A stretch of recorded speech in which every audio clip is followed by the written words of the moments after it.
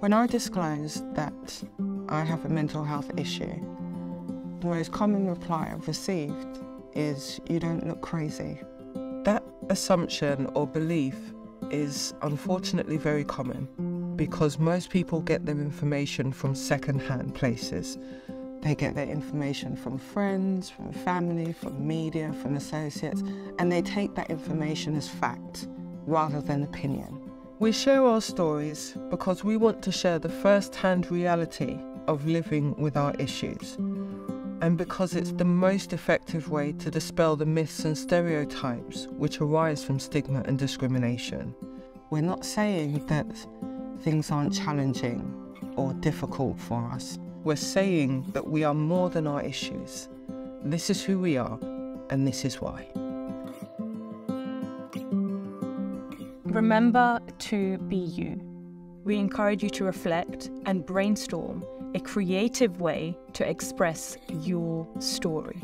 Your story might become a music piece, it might become an art piece, or it might even become a dance. The key is to do you and share your story. It needs to be heard. We need you to help stamp out stigma and discrimination. It's also about being clear about the parts of your story that you don't want to share and what you want to keep private. You need to find your voice to articulate your experiences in the most effective and safest way possible, because someone out there needs to hear your story. When I was 7 years old, I experienced a traumatic event. It made me lose my voice. I didn't realise, but that event made me show up in my life differently. It affected the education that I chose. It affected the friends that I chose. It affected the husband that I chose, and even how I chose to parent my kids. I got to a point of brokenness, and I knew that I needed help. When I got to that exploding point, I did get that help. And I decided that I needed to be my own hero, to put myself back together, but in a different way. I chose to use my story and my voice powerfully to connect with others and to help others feel like they're not alone. And I know that my voice needs to be heard, and that's why I share my story. Sharing my personal experience quite literally changed my life. When I joined Time to Change in 2011, I was bored, I was lonely, I was depressed, and I was lost. And before I knew it, very soon after joining the campaign, I was working 3 jobs, I was married, I was studying for my honours degree, and I was sharing my story up and down the country. It started off small. I went to an event and they asked me to blog about my experiences of that event. And then something unexpected happened.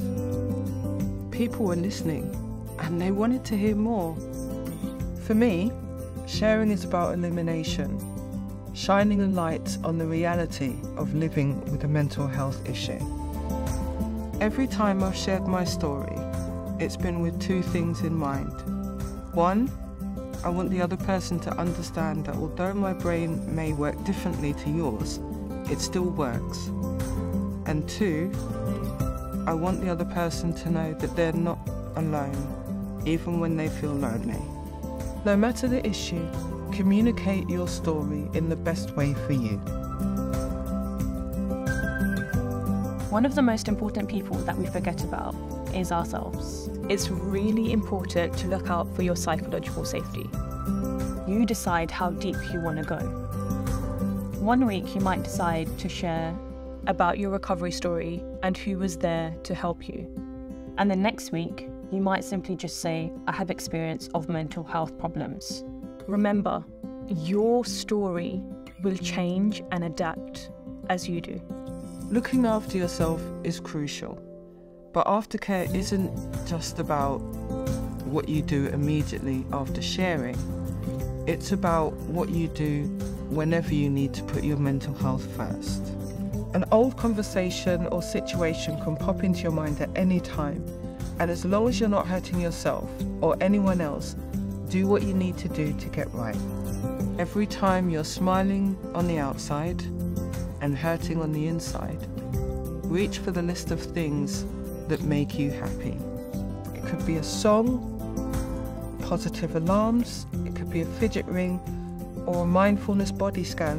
Whatever it is, do what you need to do for you.